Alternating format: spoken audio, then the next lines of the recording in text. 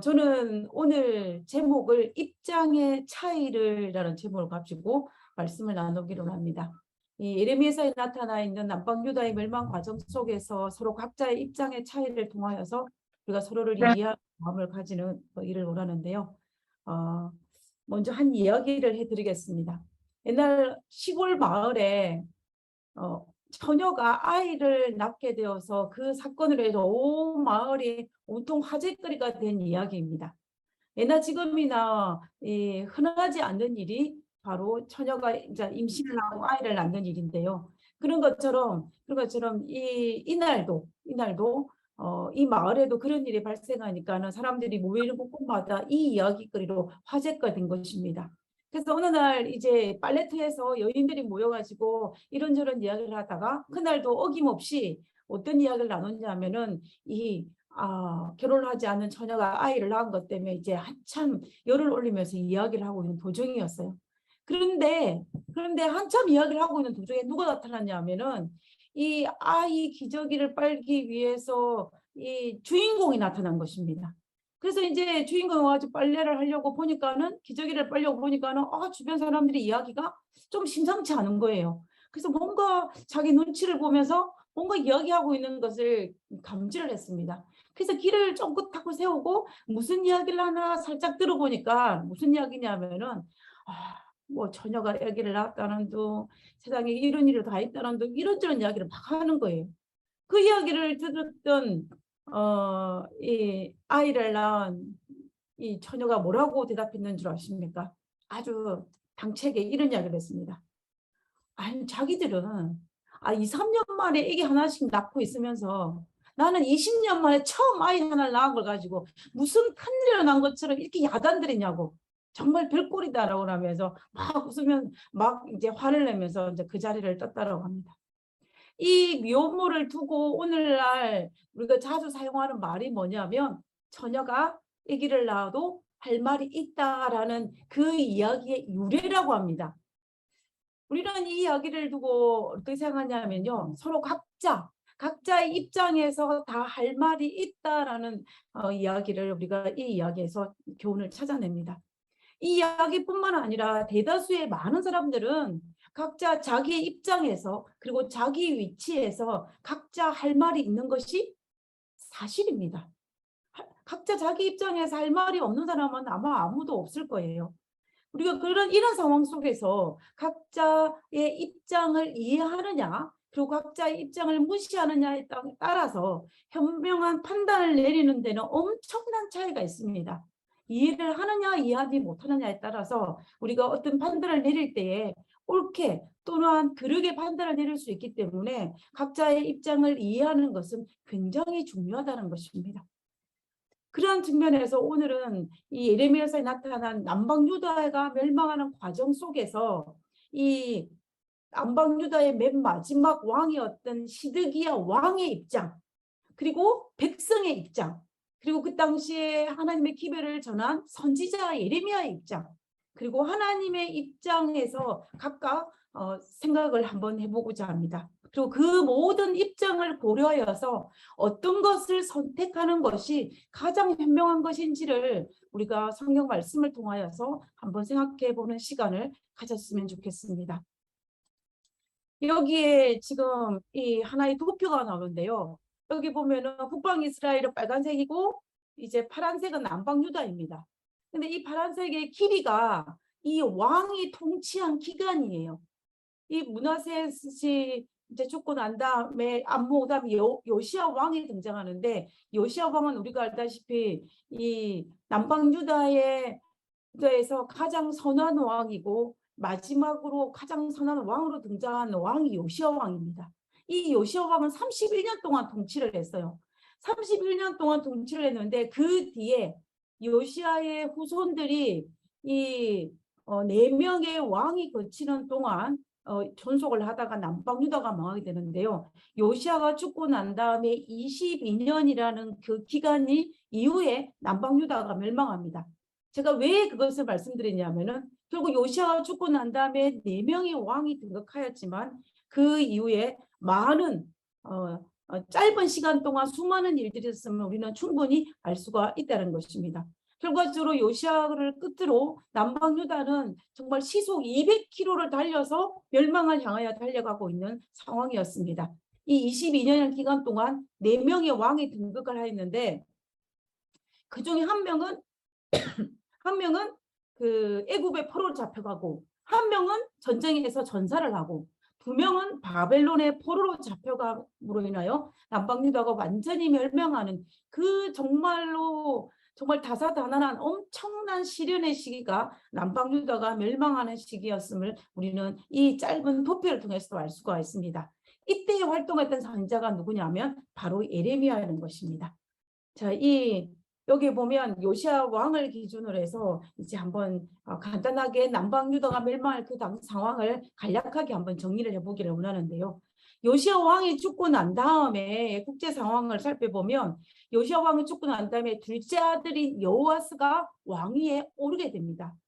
여호아스가 왕위에 오르게 되는데 그때에 애굽의 바로가 침공하여서 이제 왕위에 오른 지 3개월밖에 되지 않은 여호아스를 애굽의 포로로 잡아가고 그리고 요시야 왕의 첫째 아들인 여호아김을 대신하여 이제 왕위에 올리게 됩니다. 그런데 이제 여호아김이 왕위에 오르고 난 다음에 어떤 상황이 발생하면 그 당시에 가장 강대국은 누구냐면 이 아시리아를 멸망시킨 바벨론이었습니다. 그래서 바벨론이 어디에까지 세력을 미쳤냐면 남방 유다까지 세력을 미치게 되었습니다.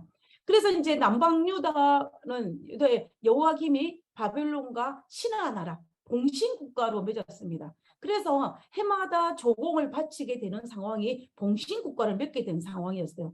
그러다가 어떤 일이 있었냐면 여호아김이 왕위에 오른 지 3년째 되는 해에 여호아김이 바벨론 왕을 배신하고 누구와 손을 잡냐면 애굽하고 손을 잡습니다. 그렇게 되니까 이 바벨론 왕이었던 느부갓네살이 화가 나가지고 이제 바벨론을 침공을 합니다. 바벨론이 침공을 하게 되는데 그것이 1차 침공이에요. 그때 나라가 605년입니다. 605인데 그때에 다니엘과 새 친구들과 같은 여러 사람들을 이제 포로로 잡아가는 이 바벨론 1차 침공이 일어납니다. 그래서 여호아김은 이제 봉신국가로 계속 하고 있다가 그러다가 어떠냐 하면 자기 10년이 넘어가고 11년이 되었을 때 어떤 상황이 발생했냐면 여호아김이 또 바벨론을 반역을 해서 애굽하고 손을 잡는 일이 발생을 한 거예요. 그렇게 되니까 이 느부갓네살 왕이 화가 나가지고 다시 침공을 합니다. 그 두 번째 침공이 언제냐면은 바로 BC 597년이에요. BC 590. 이게 2차 침공입니다. 그때 전쟁에서 여호아김은 전사를 하게 되고 그리고 그 여호아김이 왕위에 올랐는데 여호아김이 왕위에 오른 3개월 만에 여호아김을 어디로 포로로 잡아가냐면 바벨론의 포로로 잡아가게 돼요. 그리고 이제 요시야의 막내 아들이었던 시드기야를 왕위에 올려놓고 이제 느부갓네살 왕이 자기 본국으로 돌아가는 상황이 발생한 것입니다. 자, 그러면 이런 상황 속에서 이 시드기야가 왕위에 오른 것입니다. 시드기야가 21살에 왕위에 올랐는데 그때의 이 상황을 살펴보면은 남방 유다의 상황은 1차와 2차의 침공을 통하여서 그리고 이 유다의 지도자들, 지혜자들, 기술자들, 아주 무력자들은 다 바벨론에 포로 잡혀가고 있는 상황이었어요. 남아있는 자들을 고집이 세서 또 시드기야가 다루기가 만만치 않은 상황이었습니다. 하나님께서는 이 당시 사람들이 어떤 상황이었는지 설명을 하냐면 예레미야 24장 8절에 보면 여호와께서 이와 같이 말씀하시니라 내가 유다의 왕 시드기야와 그 고관들과 예루살렘의 남은 자로서 이 땅에 남아있는 자와 애굽 땅에 사는 자들을 뭐라고 하나님께서 표현하시냐면은 나빠서 먹을 수 없는 이 나쁜 무화과, 이 악한 무화과라고 비유를 했어요. 같이 버려. 그래서 지금 예레미야 24장 8절에서 말하고 있는 요지는 뭐냐면 하나님께서 시드기야가 왕위에 올렸을 때에 남방 유다에 있는 남아있는 백성들의 상황은 나빠서 먹을 수 없는 악한 나쁜 무화과와 같은 그러한 백성이었다라고 성경은 표현하고 있습니다. 그래서 시드기야가 왕위에 올랐을 때 그가 왕으로서의 활동하기가 결코 쉽지 않았다라는 것을 우리가 알 수가 있는 것입니다. 있습니다. 우리가 나파 주변을 산행을 하다 보면은 이 무화과 나무를 종종 발견할 때가 있어요.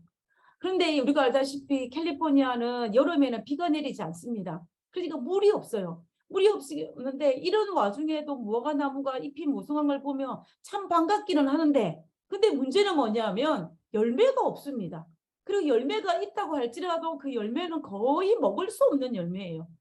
아직 익지 않았거나 아니면 익어도 말라가지고 이렇게 싱싱한 무화과가 아니라 정말 맛을 비춰서 육즙이 전혀 없는 스폰지 같은 그런 무화과로 있는 경우들을 보게 됩니다. 근데 지금 하나님께서 남아있는 이들을 뭐라고 했냐면 먹지 못하는 무화과와 같은 그렇다라고 이야기하고 있는 것을 볼 수가 있는 것입니다. 그래서 결과적으로 시드기야가 왕위에 올랐을 때 이 남방 유다의 상황은 정말 1차와 2차의 침공으로 말미암아 경제적인 상황도 바닥이었고 그리고 올바른 지도자도 없었고 그뿐만 아니라 또 이 유다를 중심으로 주변국들 에돔이나 모압이나 이런 암몬과 두른 이런 주변국들은 호시탐탐 계속 어떻게 이야기를 하냐면 이 바벨론권을 대항하기 위해서 반바벨론 정책을 하기 위해서 우리가 연합해야 된다. 그러기 위해서는 애국 정책을 펼쳐야 한다는 그런 이야기를 계속하고 오셨습니다. 그러니까는 이 시드기야 입장에는 어떻게 됐습니까? 시드기야 입장에는 정말로 자기를 도와줄 사람은 아무도 없고 주변국들이 이렇게 선동을 하니까 자기도 예레미야의 경고를 무시하고 예레미야 계속 바벨론에 항복하라 그랬거든요.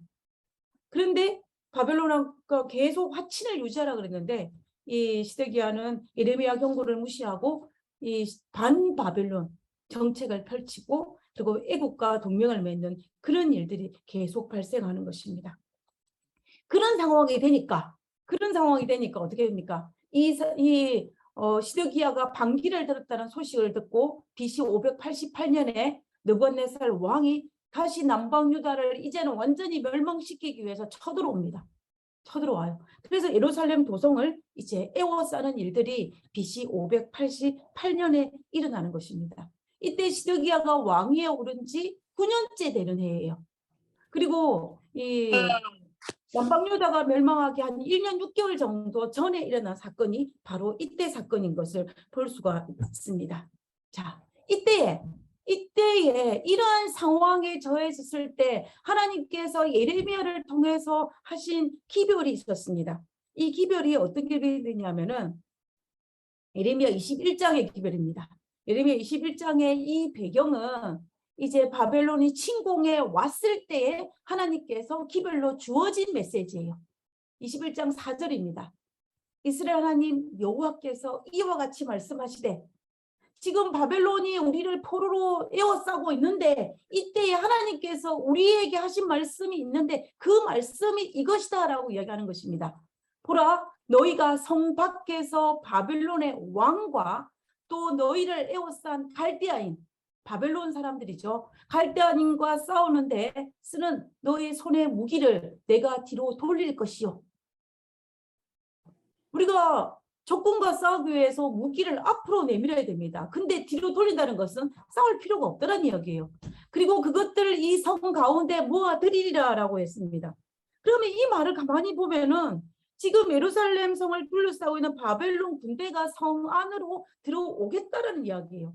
그러면서 21장 9절에 뭐라고 했냐면 이 성읍, 예루살렘 성읍에 사는 자는 지금 바벨론 군대가 에워싸고 있어서 유다 백성들은 다 예루살렘 성 안에 갇혀 있는 상황인데 이 성읍에 사는 자는 칼과 기근과 전염병에 죽으려니와 너희를 에워싼 갈대아인 바벨론인에게 나가서 항복하는 자는 살 것이나 그의 목숨은 전리품같이 되리라 라고 이야기했습니다.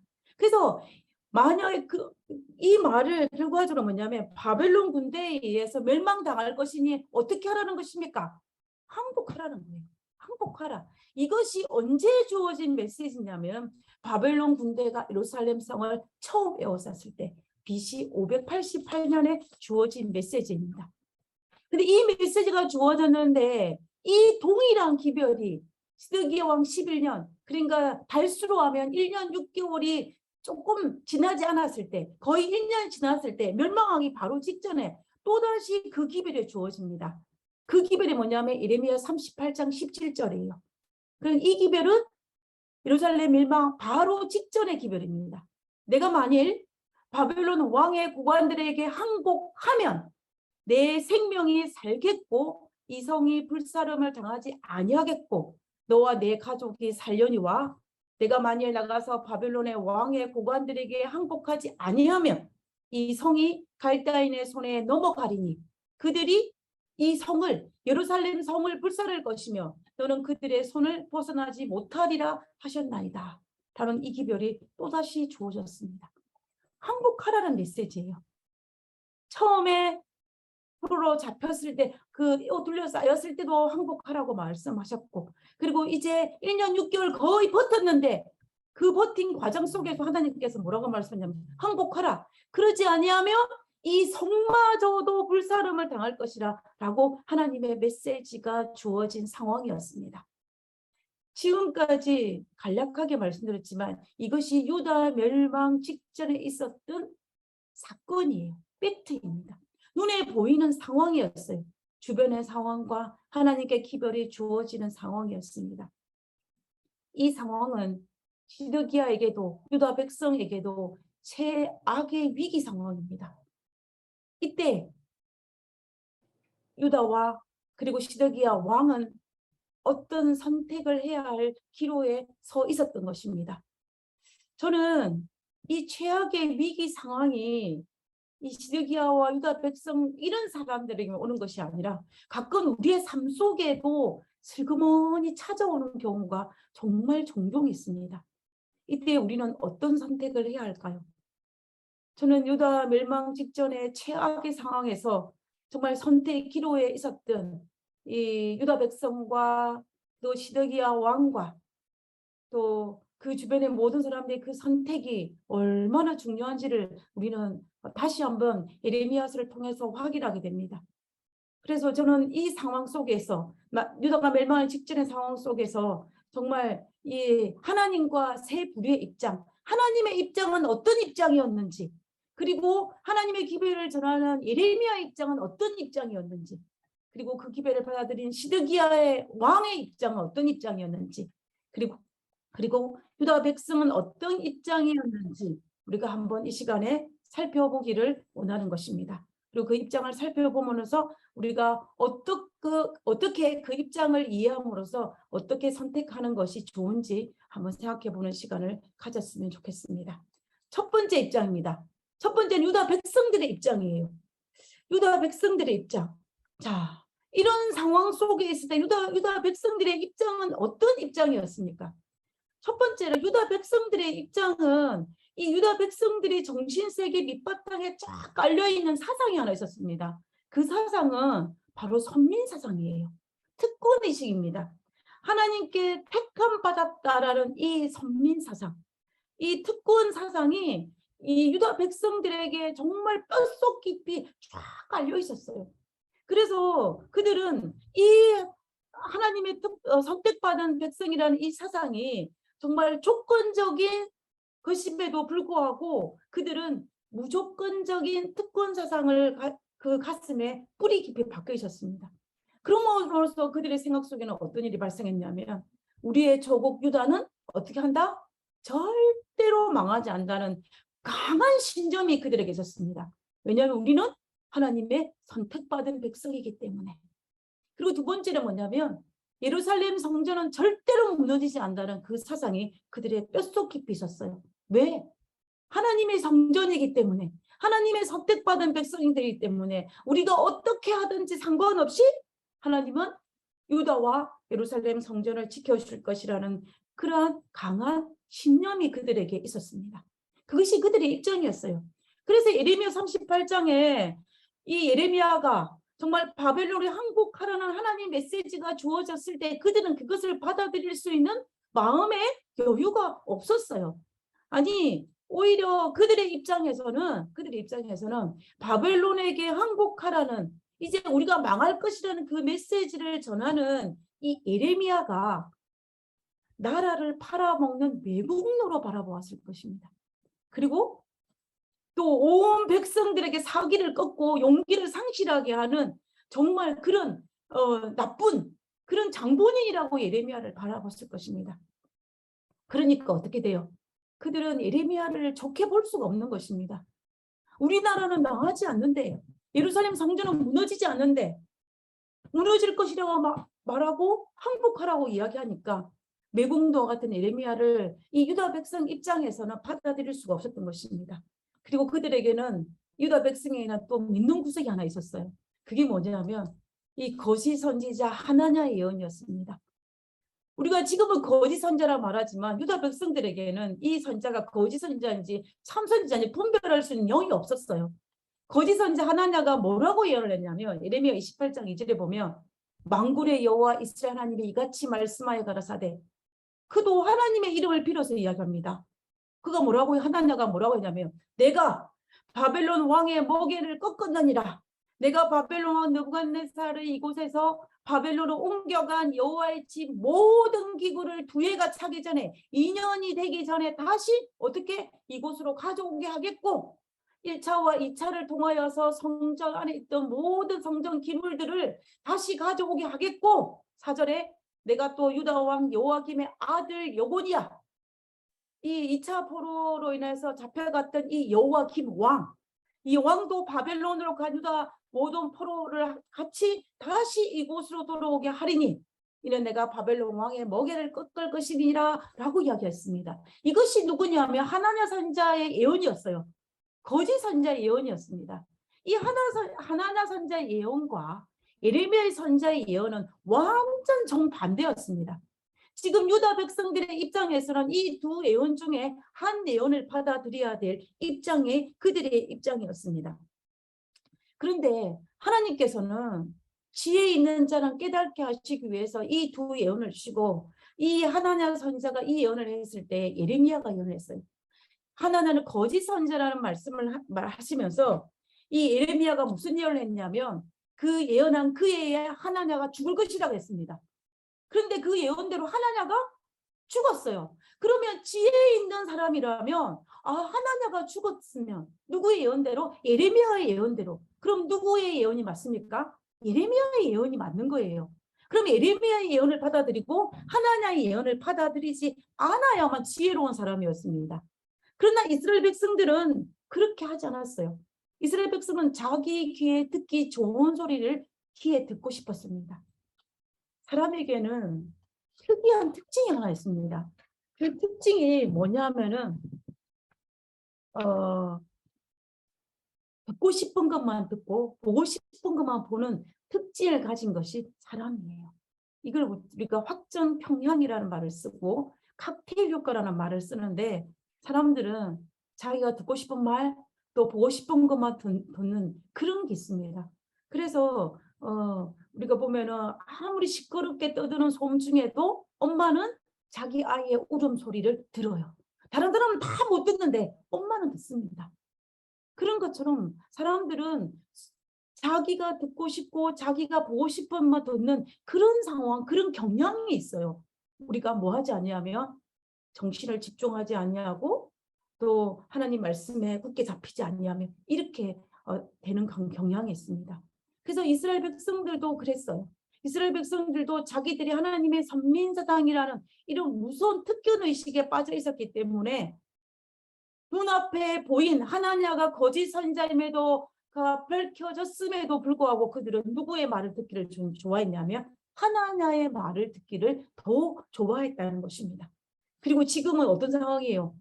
예레미야 예언대로 바벨론 군대에 의해서 포위되었고 성 안에는 기근이 아주 심했음에도 불구하고 그들은 어떻게 했다는 것이야. 나의 조국 유다는 예루살렘 성은 절대로 망하지 않을 것이라는 그런 입장이 그들의 입장이었습니다. 자, 그러면 시드기야 왕의 입장이 어떤 입장이었는지 한번 보겠습니다. 시드기야 왕은 21살에 엄격결의 왕이 되었어요. 조카를 대신해서 왕이 올랐습니다. 옆에 있다가 느부갓네살 왕에 지명하여 자기도 모르게 왕이 되어 있었던 것입니다. 왕이 되고 보니까 자기를 보좌해 줄 그 어떤 지혜로운 자도 없었어요. 그리고 또 예레미야 2장 8절에 있는 말씀처럼 주변의 사람들은 먹을 수 없는 악한 무화과 같이 정말 자기에게 도움을 줄 수 없는 상황이었습니다. 그리고 주변에 있는 나라들은 다 애국하고 화친하라고 이야기하는 그런 과정 속에 있는 입장이 바로 시드기야 입장이었습니다. 근데 이 시드기야는 정말 바벨론에게 항복하는 예레미야의 말이 귀에 거슬리긴 했어요. 신경이 쓰이긴 했습니다. 그렇지만은 엄격결의 왕위에 올랐고 자기네 주변의 모든 사람들이 다 예레미야를 싫어하고 자기 주변의 모든 사람들이 애국과 화친하자고 이야기하기 때문에 자칫 잘못하다가는 자기가 왕위에 오른 이것도 잃어버릴까 무서워서 누구의 편을 들어줄 수 없었냐면은 이 유다의 고관들, 백성들, 민족주의자들의 말을 들어줄 수밖에 없었던 것입니다. 그래서 자기가 힘없는 왕이었기 때문에 정말 어쩔 수 없이 예레미야 예언을 무시하고 정말 그들의 예언을 들어줄 수 있는 입장이 바로 시드기야의 입장이었다는 것입니다. 힘없는 왕의 입장이죠. 자, 그다음에 그러면 선지자 예레미야의 입장은 어땠을까요? 예레미야는 하나님께 받은 메시지가 있었습니다. 그 메시지가 무엇이었냐면 바벨론에게 항복하라는 메시지였어요. 항복하라는 메시지였습니다. 근데 예레미야는 바벨론에게 항복하라는 이 메시지를 전달하면은 어떤 결과가 올 것이라는 것을 그가 몰랐을까요? 내가 이 기별을 전하면 백성들이 다 좋아할 거라고 생각했을까요? 아니에요. 예레미야는 바벨론에게 항복하라는 이 메시지가 전달되면 민족들이 자기 친족들이 자기를 등을 돌리고 자기를 해칠 것이라는 것을 예레미야는 알고 있었습니다. 이 예레미야 11장 21절에 보면 여호와께서 아나돗 사람에 대하여 이같이 말씀하시되, 여기 아나돗은 어디냐면 예레미야의 고향이에요.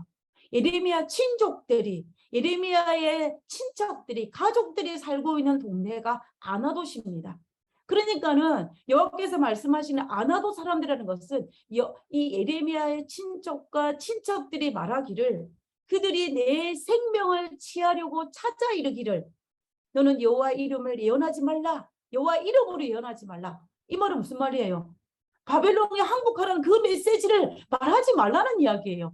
두렵건대 우리 손에 죽을까 하느라. 너희가 계속 그렇게 이야기하면 네가 예레미야 너가 나의 친족이지만 나의 가족이지만 내가 너를 죽일지도 모르니 그런 여호와 이름으로 바벨론을 항복하라는 말을 하지 말라라는 말을 하였습니다.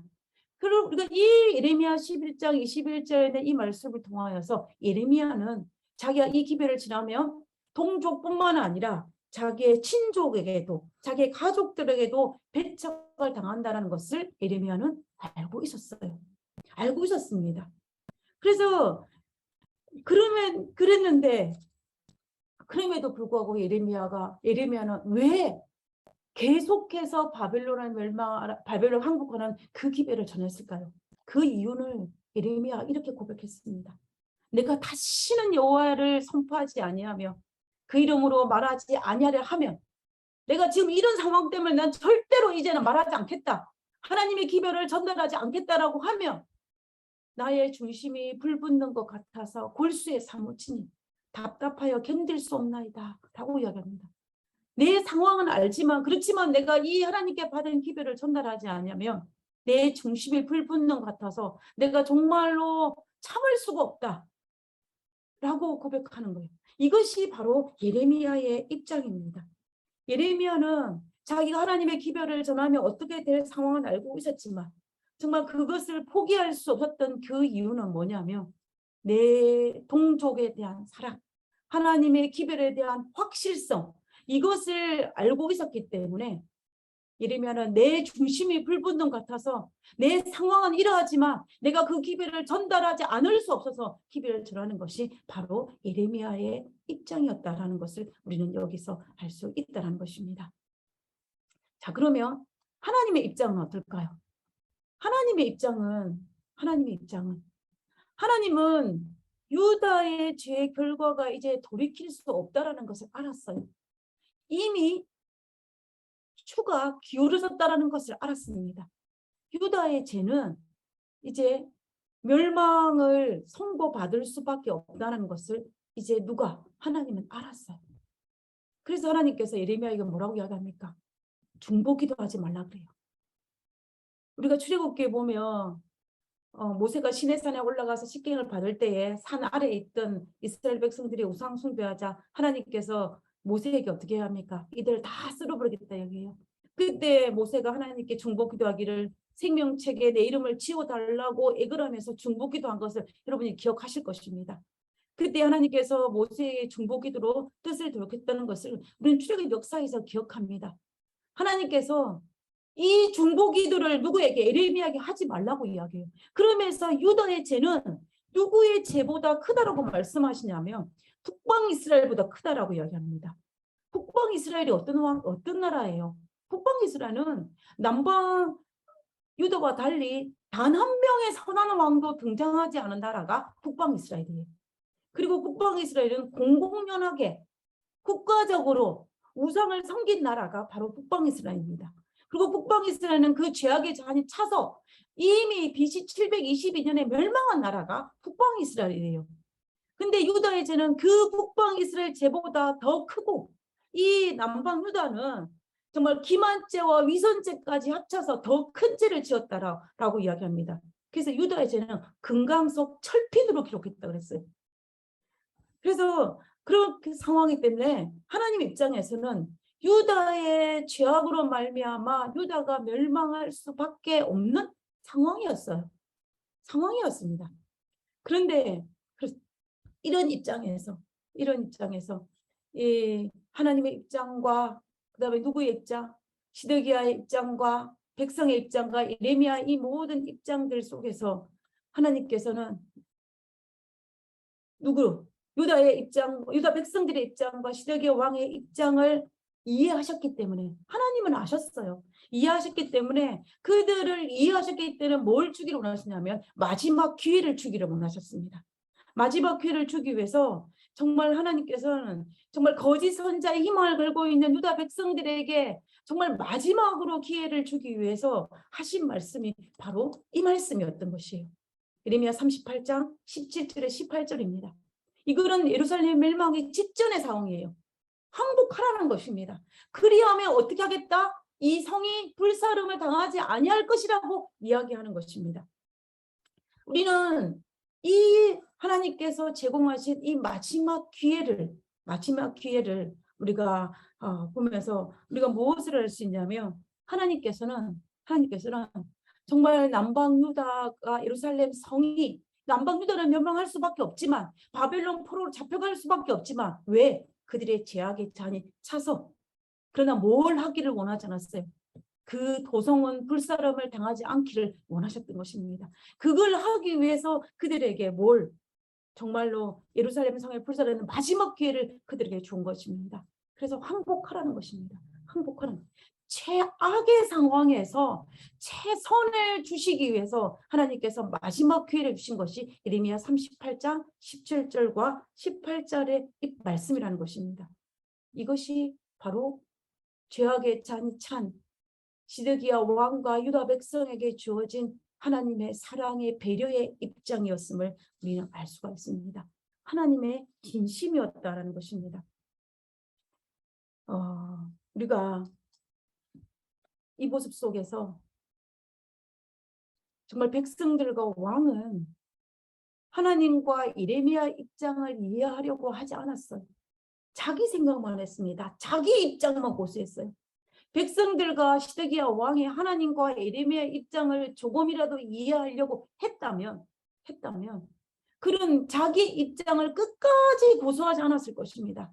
선민 사상으로 자기의 왕권을 유지하기 위해서 그는 끝까지 에레미야의 그 기별, 바벨론 항복하라는 그 기별을 끝까지 거절하지는 않았을 것입니다. 그러나 그들의 백성들과 왕은 하나님과 에레미야의 입장을 이해하지 않았기 때문에 끝까지 자기 고집을 함으로 어떻게 되었냐면은 그 기별을 거절한 것을 볼 수가 있습니다. 그래서 우리가 상황을 정리해 보면요, 하나님과 예레미야는 영적 통찰력을 가지고 있었기 때문에 최악의 상황을 알았어요. 어떤 상황인지. 그들이 죄악의 잔이 차서 이제 멸망할 것이라 알았습니다. 그리고 그들의 입장을, 그들이 누구예요? 유다 백성과 시드기야 입장을 이해하기 때문에 그들을 포기하지 못하고 마지막 기회를 제공하여 주었던 것입니다. 그래서 예레미야도 정말 가슴이 불붙는 감 심정으로 하나님께 받은 그 기회를 전했어요. 내가 이 기회를 전하면 내 백성과 내 친족에게 배척을 당할지도 모르고 내가 죽을지도 모르지만, 그렇지만은 그 기회를 전했던 것입니다. 그러나 유다 백성과 시드기야 왕은 달랐어요. 그들은 영적 통찰력이 없었기 때문에 최악의 상황도 인지하지 못했고, 그리고 예레미야와 하나님의 입장을 이해하고자 하지 않았기 때문에 마지막 기회를 정말 어처구니 없이 놓치고 맙니다. 그래서 하나님께서 그들에게 마지막 기회를 제공하신 그 예루살렘 도성까지도 무너지는 그런 상황까지 간 것을 볼 수가 있습니다. 만약에요, 유다 백성과 시드기야가 하나님의 입장을 이해했다면, 그들이 하나님의 입장을 이해하고자 노력했다면, 묵상했다면, 깊이 생각했다면 그들의 행동이 조금은 달랐을 것입니다. 하나님께서 왜 이렇게 하셨을까라고 이해하려고 했다면 아마 조금은 행동이 달랐을 거예요. 그리고 예레미야가 정말 예레미야가 왜 이렇게 했을까라는 생각을 조금이라도 그들이 이해하려고 했다면 그들의 행동이 달랐을 것입니다. 하나님께서는 유다 백성과 시드기야 왕의 입장을 이해하셨기 때문에 마지막 기회를 주셨고, 예레미야도 그들의 입장을 이해했기 때문에 죽음을 각오하고 기회를 전했다는 사실을 우리는 잊으면 안 됩니다. 입장을 이해하고 이해하지 못한다는 것은 이렇게 엄청난 차이가 있다는 것입니다. 그리고 우리는 이 상황 속에서요, 마지막 우리가 정말 영적으로 둔하여서 영적 통찰력이 없어서 최악의 상황, 지금 내가 처해 있는 이 상황이 어떠한지를 알지 못하는 상황이 있다 할지라도 우리는 어떻게 해야 되냐면은, 우리가 영적 통찰력이 있어가지고 지금 내가 처해 있는 상황이 어떤 상황인지 알면은 정말 좋겠지요. 그러나 이 아둔하여서 내가 영적 통찰력이 없어서 지금의 내가 처해 있는 상황을 알지 못한다면 우리는 최소한 무엇을 해야 하냐면요, 정말로 이 최악의 상황에서 최선의 것을 주신다는 하나님에 대한 믿음은 있어야 됩니다. 그 믿음 때문에 우리는 무조건 하나님께 순종해야 됩니다. 그래서 우리는 정말 최소한 하나님 밑에 가만히 있기라도 해야 돼요. 우리가 영적 통찰력도 없으면서 하나님께 반기를 들거나 빽빽하게 나가거나 이렇게 하지는 말아야 된다는 것입니다. 내가 모르면은 그냥 하나님께서 최선의 것을 주신다는 것을 믿고 순종하는 것이 필요하고 가만히 있다는 것이 필요하다는 것입니다. 어디 안에서? 하나님 안에서. 그래서 우리의 삶에도 이런 경우는 많은 경우에 우리의 삶의 입장이 비슷합니다. 일이 복잡하게 얽히고 설켜 있을 때에 정말 사람과 사람 사이에 내 개인의 삶에 여러 가지 복잡하게 얽혀 있을 때 우리는 서로의 입장을 이해하려고 기도해야 합니다. 그렇게 될 때에 많은 경우에는 정말 많은 인간관계의 문제들이 해결될 것입니다. 그리고 하나님의 입장을 이해하려고 하면 우리는 정말 많은 경우에 정말 어리석은 성도의 길을 가지 않게 될 것입니다. 우리가 묵상을 하고 하나님의 품성을 묵상하고 하나님께서 하나님은 나라면 어떻게 하셨을까? 하나님 나의 입장에 하나님이라면 어떻게 하셨을까를 생각하는 그 이유는 뭐냐면 입장을 하나님의 마음을 내 마음밭에 넣는 것입니다. 하나님의 마음을 이해하는 것이고 하나님은 어떤 입장이 있었을까를 생각하는 것입니다. 그러므로 우리는 정말로 영적 통찰력을 가져야겠지만 혹 가지지 못해서 오늘 나의 처해진 상황에 이해하지 못한다 할지라도 또 동의하지 못한다 할지라도 하나님 말씀에 순종하는 것이 필요하다는 것입니다.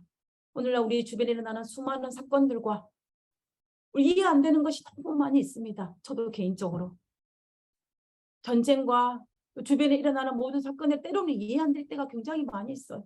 그러나 그럴 때라도 정말 하나님 말씀에 순종하는 그리스도인으로 오늘 하루하루 살아가는 것이 정말 하나님 백성으로 해야 할 나의 몫이라는 것입니다. 그리고 또 어떤 문제가 발생했을 때에 정말 그 사람의 입장을 가지고 이해하고자 노력할 때 이 사건을 바라보시는 하나님의 입장을 가지고 이 문제를 바라보려고 노력하는 것이 하나님 믿는 성도의 특권이고 성도의 바른 도리입니다. 저는 이 남방 유다가 멸망해 가는 과정 속에서 정말로 유다 백성들과 시드기야 왕이 하나님의 입장을 이해했다면 결코 그들은 그런 선택을 하지 않았을 텐데 하는 아쉬움이 남습니다.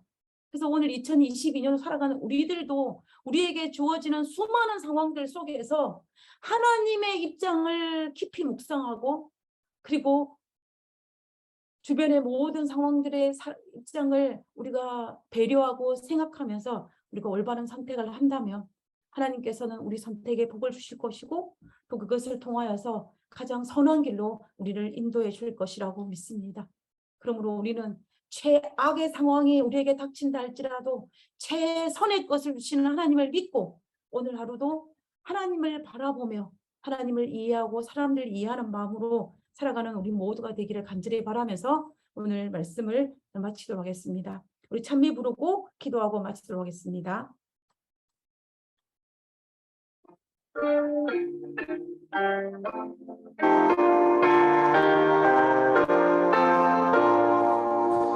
주 하나님의 사랑은 한없이 넓으사 온 세계 모든 백성을 그 자녀 삼았네.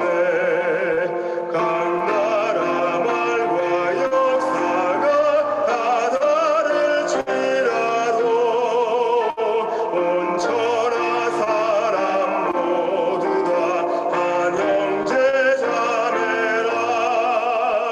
하는 해로서 고르게 주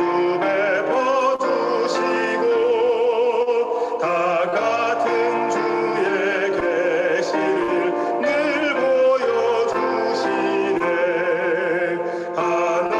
하나버지인 하나님 다 같이 모시니 만 백성 서로 지체요 한 형제 자매라. 그 평화로운 노래로 목소리 맞추어 저 어지러운 소리를 곧 그쳐버리고 그 영광 볼 그 아침을 늘 기다리면서 그 나라 올라가서도 한 형제 자매라. 하늘에 계신 하나님, 우리를 향한 하나님의 진심을 로 인하여 감사를 드립니다. 하나님, 항상 우리를 가장 좋은 곳으로 인도하기 위해서 최선의 것을 주시기 위한 하나님의 그 사랑의 마음을 날마다 묵상하고 날마다 하나님 뜻을 분별하고 날마다 하나님의 그 뜻을 받드는 그런 저희들로 살 수 있도록 주여 도와주시옵소서. 아버지여, 순간마다 내 마음에, 내 생각에, 내 입장에 고개를 들 때에 아버지여, 당신 앞에 머리를 숙일 수 있는 그리스도인의 삶을 살 수 있도록 주여 도와주시옵소서. 아버지, 안식일에 시작하는 첫 시간입니다. 이 시간 머리 숙인 우리 모두에게 하나님의 넘치는 축복을 허락하여 주시고, 하나님께서 곳곳에 흩어져 있는 우리 믿음의 성도들에게 하나님의 크신 축복이 함께하여 주옵기를 간구합니다. 그리고 이 안식일에 정말 치유의 역사가 넘치는 그러한 안식일 될 수 있도록 축복하여 주옵기를 간구하며 거룩하신 예수님의 이름으로 기도드렸습니다. 아멘. 감사합니다. 은혜로운 말씀 감사합니다. 안녕하세요, 성도 여러분. 예, 기쁘고 즐거운 안식일이 시작됐습니다. 금요일 저녁 일몰 예배 참석하신 우리 사랑하는 교우님들 환영합니다. 이번 주 저는 과정 공부를 하면서 고민이 하나 생겼는데, 그 기억절에 어떤 말씀이 있죠? 빌립보서 4장 4절에 주 안에서 항상 기뻐하라. 내가 다시 말하노니 기뻐하라. 예, 우리 주위에는 기쁜 일이 많습니까? 슬픈 일이 많이 있습니까? 예, 우리가 사는 이 세상은 죄악이 많기 때문에 기쁜 일도 많이 있지만 또 슬픈 일도, 또 괴로운 일도 많이 있을 것 같아요, 그렇죠? 그래서 우리가 이 말씀을 생각하면서 비록 우리 주위에 많은 어려움과 어떤 시험이 있을지라도 빌립보서 4장 4절에 있는 말씀을 기억하면서 우리가 가능하면 주님 안에서 기뻐하되, 어떻게 기뻐라 했죠? 예, 항상 기뻐하는 그런 신앙생활을 하는 저와 여러분이 되시기를 간절히 바라겠습니다. 우리 다 같이 묵상하시고 예배 시작하겠습니다.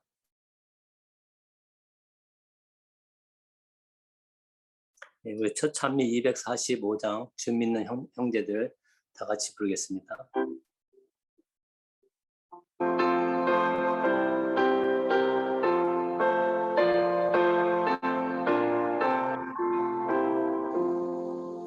주 믿는 형제들 나누는 사랑이 저 하늘 교제 같아서 늘 계속하도다. 주 보좌 앞에서 한 기도 올리고 그 넓은 사랑 안에서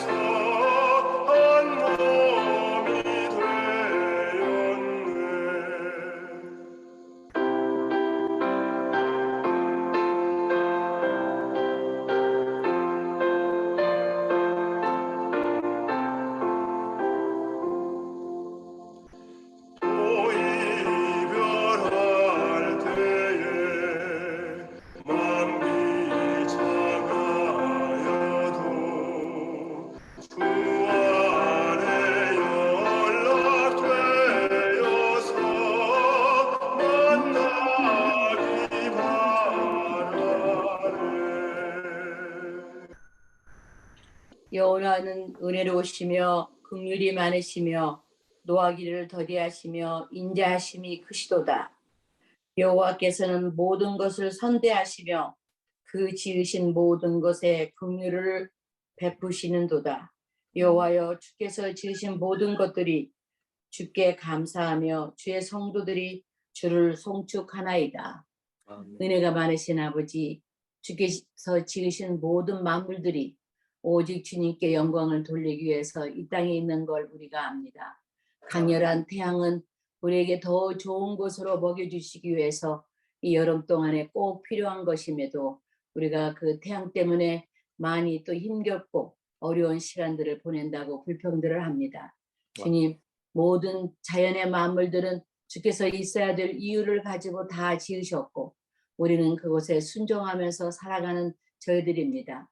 그런 것처럼 이번 안식일, 하나님께서 태초에 지으신 안식일도 그저 있는 것이 아닌 하나님께서 친히 지으신 것이오니 우리가 그날을 기억해서 주님의 지으신 이 장막 안에 들어와 기도하고 찬송하고 성도의 교제를 나눌 수 있는 것에 감사할 수 있도록 주여 우리의 마음을 하나님 앞에 향할 수 있도록 지켜 주시옵소서.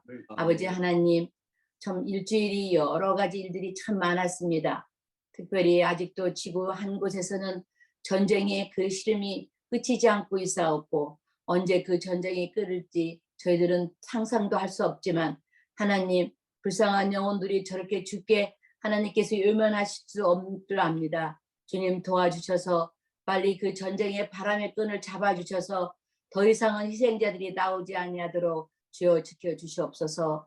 물난리로 불난리로 세계 지구촌은 많은 시름을 하고 있습니다. 아버지, 이런 시름 중에서도 저희들이 해야 할 것이 있어오니 우리의 일을 생각나게 해주시고 우리가 그저 일주일을 그저 살다가 안식일을 맞이하는 게 아니고 은혜 속에서 진실로 감사한 마음으로 안식일을 맞이할 수 있도록 여세 동안에 힘써 살았던 당신의 성도들의 마음에 하나님께서 또 은혜와 또 위로와 또 그들의 마음에 평강을 함께 해주시옵소서. 아버지, 몸이 아픈 자도 많이 있습니다. 병중에서도 주님을 찾을 수 있는 믿음의 경지까지 우리들을 마음에 합해 주시고 또 모든 형편, 가정 형편과 어려운 형편, 특별히 자녀들의 문제로 기도하는 가정들을 위하여 하나님, 주님께서 먼저 그 길을 예비해 주사 그들이 하나님 앞에 돌아오지 아니하고는 견딜 수 없는 심정들이 다 될 수 있도록 주여 인도하여 주시옵소서. 또 오늘 안식일을 시작하는 시간입니다.